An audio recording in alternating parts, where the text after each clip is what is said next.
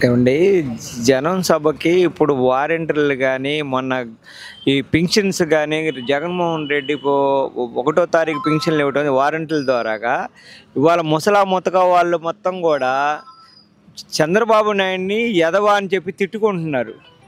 ఇవాళ 13 చనిపోయారు. 13 చనిపోయారంటే చంద్రబాబు నాయుడు మనుషులను చంపాలనా, లేకపోతే వారంటీలు పెట్టి ఇంటింటికి ఫంక్షన్స్ పెట్టి మనకు పండగ వాతావరణం లాగా ముతక గుడ్డు వాళ్ళకి మొత్తానికి కూడా కాలు చేతులు లేని వాళ్ళకి కూడా మన పింఛన్ లాగా టైం టు టైం 1వ తారీఖు వచ్చేసాక వారంటీలు పెట్టి డబ్బులు ఇస్తుంటే ఓర్పు లేక జనాల్ని ఇబ్బంది పెట్టాలని చెప్పి చంద్రబాబు నాయుడు భయపడి, చంద్రబాబు నాయుడికి భయం అనేది ఒక ఏర్పడ్డది. చంద్రబాబు నాయుడికి బుద్ధి చెప్పే రోజులు అనేది దగ్గర పడ్డాయి.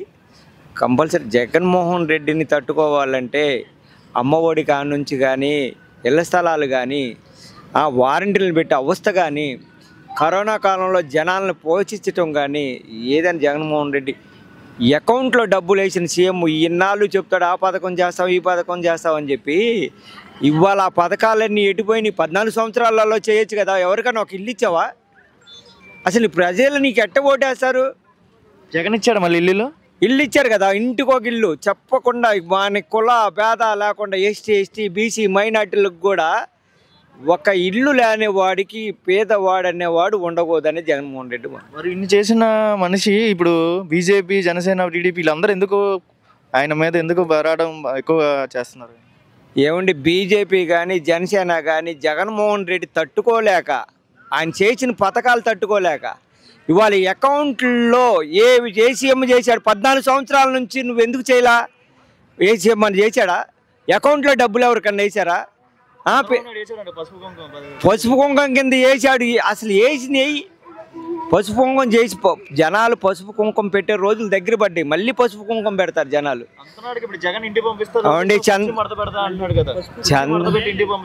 ఇప్పుడు పసుపు కుంకుమలో ఈ డబ్బులు విరాళాలకు తీసుకొని కొన్ని వేల కోట్లు తీసుకొని దానికి ఖర్చు పెట్టి ఈ భూములు కొనడానికి తీసుకున్నారు వాళ్ళు. ఇప్పుడు లోకేష్ అనే అతను మొన్న మంగళగిరిలో గెలవాల, ఇవాళ మంగళగిరిలో ఇచ్చారు. మంగళగిరి గెలిచి నాన్నకు గిఫ్ట్ ఇస్తాను, చంద్రబాబు నాయుడు గిఫ్ట్ ఇస్తాను, మంగళగిరి గెలిచాను. ఏమండి, ఎవరో జగన్మోహన్ రెడ్డి ఎంపీకి గెలిచాడు, ఎమ్మెల్యేకి గెలిచాడు, అర్థమైందా? ఇవాళ జగన్మోహన్ రెడ్డి రాజశేఖర్ రెడ్డి కొడుకు అనేవాడు ఒక సింగిల్ పార్టీ పెట్టుకొని వచ్చాడు. నువ్వు ఎమ్మెల్సీ ఇస్తే నువ్వు ఒక నామినేషన్ పోస్ట్ తీసుకొని ఒక ఎమ్మెల్సీగా పోటీ చేసావు, కానీ జనాల్లో గెలిపే దమ్ము నీకు లేదు. జగన్మోహన్ రెడ్డి ఒక్కడికే సాధ్యం. సభకి ఎంతమంది వచ్చే అవకాశం ఉందంటారు? ప్రస్తుతం గుంటూరులో జరుగుతుంది కదా ఈ సభ. 5 లక్షల మంది. 5 లక్షల మంది కన్ఫర్మ్ అంటారు? నిజంగా అంత నమ్మకం ఏంటి?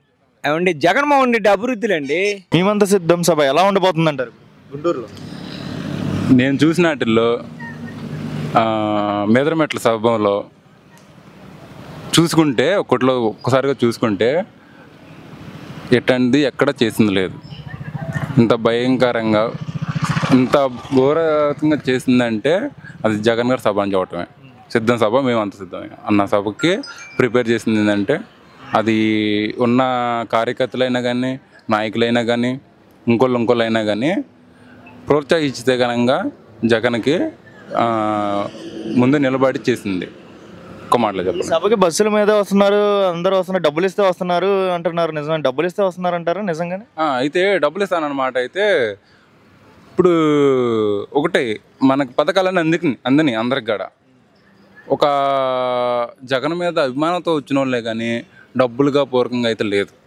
నా దేశం అంత మాత్రాన ఒకళ్ళు ఇచ్చేవాళ్ళు ఉంటారు, ఇన్నోళ్ళు ఉంటారు. ఇక్కడైతే అట్ట లేదు. అభిమానంతో వచ్చారు జగన్ దగ్గరికి. అయితే పేద ప్రజలకు వచ్చే లోపల నేను పొద్దున అడిగితే మీకు పెన్షన్ ఎలా వస్తుందమ్మా, ఏ టైంకి వస్తుందమ్మా అంటేను బంగారంగా తీసుకొచ్చేస్తున్నా అంటున్నారు. ఆ మాట చాలదా? ఇంకా డబ్బులు ఇచ్చేది ఎందుకు?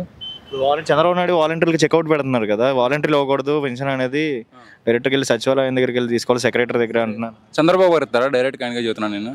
చంద్రబాబు ఇస్తారని చెప్పండి, హాయిగా తీసుకుంటారు అట్ట కనుక్కుంటే. ఇప్పుడు వాలంటీర్ సంస్థని ఎందుకు పెట్టారు అబ్బా? మనం అది అనుకోవాలి. ఒకటి వాలంటీరు మార్నింగ్ లేచినప్పటినే 5, 5:30, 6 మహా అయితే ఒక అరగంట లేట్ అవుతుందాము వచ్చేసి మనకి పేదవాళ్ళకి కానీ వికలాంగులకు కానీ అందరికి వచ్చి మనకి పైసలు ఇచ్చేస్తున్నారు. ఇప్పుడు చూసినట్లయితే పవన్ కళ్యాణ్ అంటున్నాడు కదా, నీ అందు చూస్తా ఇంటికి పంపిస్తే ఈ సభలు పెట్టి నువ్వు ఈ ప్రజలను ఇచ్చేస్తున్నావు, అంతా డబ్బుల పరంగా వస్తున్నారు కానీ గ్రీన్ మ్యాట్ వేసి చేస్తున్నారు అంతా అన్నట్టుగా లోకేష్ బాబు అంటున్నారు. వీళ్ళిద్దరు కామెంట్స్ లోకేష్కి అయితే స్ట్రైట్గా ఒక మాట చెప్పాలనుకున్నాం మనం అయితే. ఇప్పుడు గ్రీన్ మ్యాట్లు అన్నది వేస్తుంటే ఇప్పుడు ఎడిటింగ్ చేసి తను పంపిస్తున్నాడా మనం అనుకుందాం. ఇప్పుడు ఇంతలో సభ పెట్టినప్పుడు ప్రజలందరూ వచ్చి తండోపతండాలకు వచ్చి ఇంత చేస్తుంటే గ్రీన్ మ్యాట్లు వేస్తాను అంటే మనం మనుషులుగా మనం ఆలోచించాల్సింది ఏంటంటే మనుషులు వస్తుంది లేదన్నది మనం చూస్తూ ఉంటున్నాం లైవ్లో.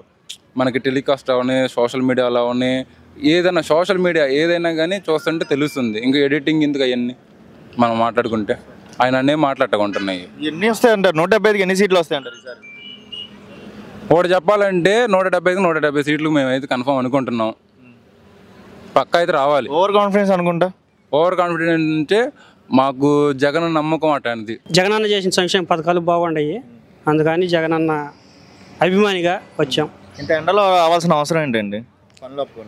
పనులు ఏమి ఆపుకోలేదు. జగనన్న చేసిన మంచి సంక్షేమ పథకాలు బాగుండే కాబట్టి జగనన్న అభిమానిగా ఇక్కడికి వచ్చాం. చంద్రబాబు నాయుడు, పవన్ కళ్యాణ్, వీళ్ళు బీజేపీ వీళ్ళందరూ పొత్తుతో ఉన్నారు కదా, జగన్ ఓడిస్తాం, ఇంటికి పంపిస్తాం, నీ అంతు చూస్తాము, ఎగిరే జెండా మాదే అంటున్నారు.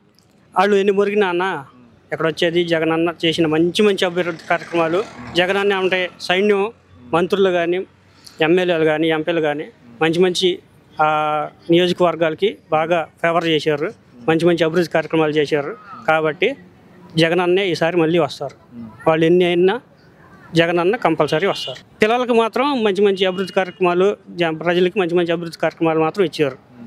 డెవలప్కరంగా రోడ్లు కూడా మంచి మంచి రోడ్లు వేసారు. తర్వాత చూస్తే విజయవాడ నుంచి గన్నవరం దాకా మనకి బ్రిడ్జి వేసారు, హైవే వేసారు, చాలా హైవేలు. ఇప్పుడు వరకు హైవేలు కూడా మంచి మంచి హైవేలు పడి జగన్ గారి. అంటే ఇప్పుడు చూస్తున్నట్లయితే చంద్రబాబు నాయుడు, పవన్ కళ్యాణ్, జగన్మోహన్ రెడ్డి ప్రజలు ఎక్కువగా నమ్మేది ఎవరు, నమ్మకంగా ఉండేది ఎవరు, ఎవరి మీద ఉంటుంది? జగన్ అన్న మీదే నమ్మకం ఎక్కువగా ఉంది. వ్యక్తిగతంగా వీళ్ళ ముగ్గురికి తేడాలు ఏంటి చెప్పగలరు? వ్యక్తిగతంగా వీళ్ళ ముగ్గురికి తేడా ఏంటంటే అన్న, స్కూల్ కాడికి వెళ్ళేసరికి అమ్మఒడి పడుతుంది పిల్లలు. ఇప్పుడు ప్రతి ఇంటికి వెళ్ళి పిల్లల్ని అడిగితే ఎవరికి ఓటు వేపిస్తావు అన్న అమ్మ అని అడిగితే వాళ్ళ అమ్మ నాన్నకి ఒకటే మాట చెప్తున్నారు, జగన్ మామకే వేయమంటున్నారు. ప్రతి పిల్లలు అమ్మ నాన్నకి చెప్తున్నారు, వాళ్ళే చెప్తున్నారు జగన్ మామకే ఓటు వేయమంటున్నారు. పిల్లలే చెప్తున్నారు, పిల్లలే ఎగ్జాంపుల్. తర్వాత ముసలిళ్ళకి పింఛన్లు ఇస్తున్నారు, ఇంటింటికి తిరిగి చక్కగా వాలంటీర్లు మంచిగా పింఛన్లు ఇస్తున్నారు. తర్వాత ఇంటింటికి తిరిగి ఆయన సంక్షేమ పథకాలు చక్కగా వాలంటీర్లు అందిస్తున్నారు.